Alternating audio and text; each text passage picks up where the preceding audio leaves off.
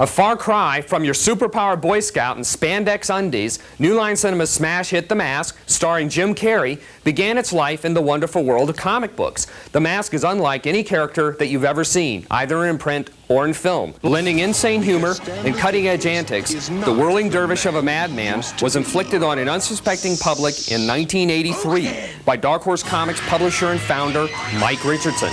The Mask started as a cross between the Creeper and the Joker, but over the years he evolved into Mr. Lean, Green, and Obscene Cartoon Man. With the release of the movie, The Mask owes more to the visual mastery of Tex Avery than to the comics. Doug Mahnke and John Arcudi are responsible for the current look of The Mask. The most notable difference in The Mask of the movie compared to The Mask of the comic is the original Mask has a grittier, more violent tone than the movie Mask, who is more violent in a cartoony manner. Jim Carrey has been called a live-action cartoon, and the movie actually turns him into one. With eye-popping special effects by Industrial Light and Magic, the movie becomes a comic book on celluloid. The effects are limited only by the director's imaginations and budget, just as the comic's visual style is limited to the artist's vision and drawing skills. The Mask tells the adventures of Human Zero Stanley Ipkiss, a true drudge.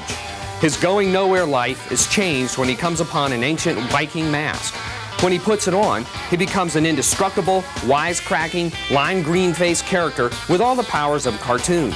He thinks for a second about choosing his powers for truth, justice, and the American way, but the Mask has other ideas and brings out Stanley's dark side. Superpowered Dynamo, who embarks on a cosmic vendetta to get back at everyone who ever made him mad. The Generation X version of the Jekyll and Hyde. Fred Astaire on acid, a mega winner who can't be stopped. He has the ability to do whatever he wants, and what he wants isn't always pretty.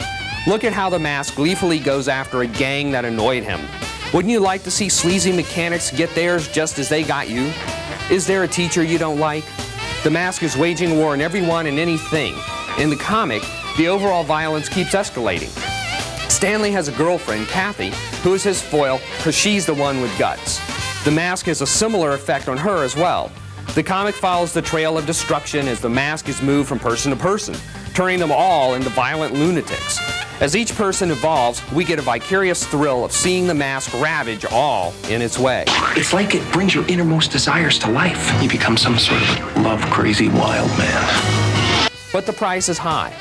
How much are you willing to pay for your soul? As in all fables, there is redemption in the end.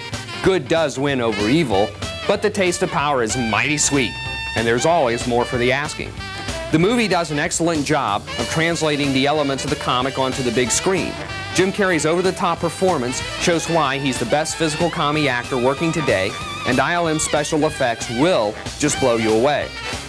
The film has many diverse elements: extreme comedy, eye candy from ILM, Busby Berkeley dance numbers, cutthroat gangsters, people in peril, and of course Cameron Diaz. She's a special effect all by herself.